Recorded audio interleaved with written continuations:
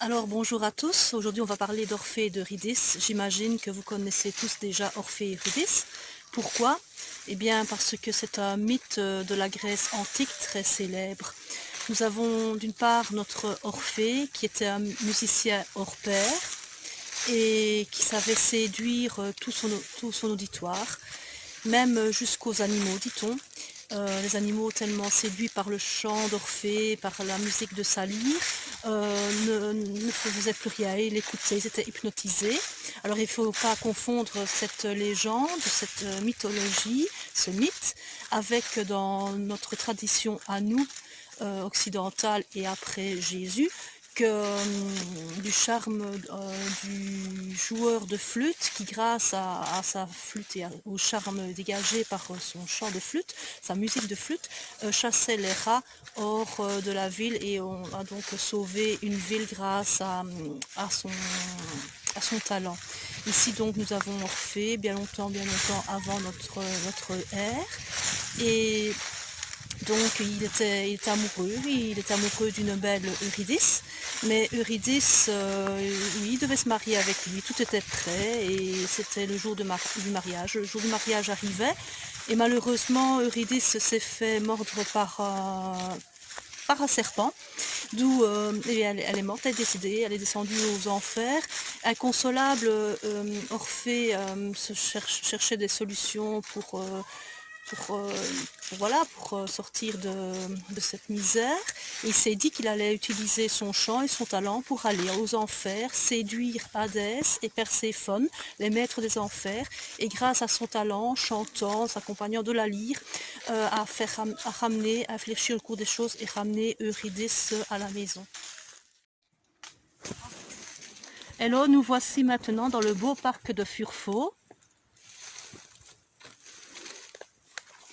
sur les hauteurs de Dinan. Et voici notre Orphée. C'est lui qui est mon complice pour jouer le rôle d'Orphée aux enfers. Il va aller rejoindre dans les enfers Eurydice, qui est cachée. Alors l'entrée des enfers se trouve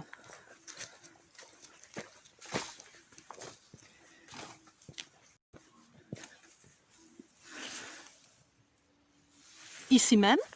C'est pas gentil pour les habitants de Dinan de dire que les enfers se trouvent chez eux. Hein, clin d'œil en passant à mes amis de Dinan, bien sûr. Et là, tout de suite, on va rejoindre Orphée qui va rechercher sa belle Eurydice dans le séjour des enfers. Nous voici dans les enfers. Il y a d'ailleurs un roulement abominable, c'est certainement typique des enfers. Et à l'arrière-fond, nous avons le fleuve de l'oubli de l'enfer. Au-delà de ce fleuve, il faut s'imaginer Orphée qui est en train de chanter accompagné de la lyre pour les maîtres des lieux, Hadès et Perséphone, pour les émouvoir suffisamment que pour leur demander une faveur, celle de ramener notre Eurydice qui est ici même, hors des enfers. Il chante tellement bien, avec tellement de talent, que Perséphone accède à sa demande et fait infléchir Hadès, son époux. Hadès est d'accord qu'Orphée ramène Eurydice dans le monde des vivants à une condition majeure, que pendant tout le trajet du retour dans le monde des enfers, dans les ténèbres des enfers, Orphée ne jette pas une seule fois un regard en arrière vers son épouse. Il ne pourra le faire que lorsque les deux seront sortis du monde des enfers. Nous allons assister ici à leur montée.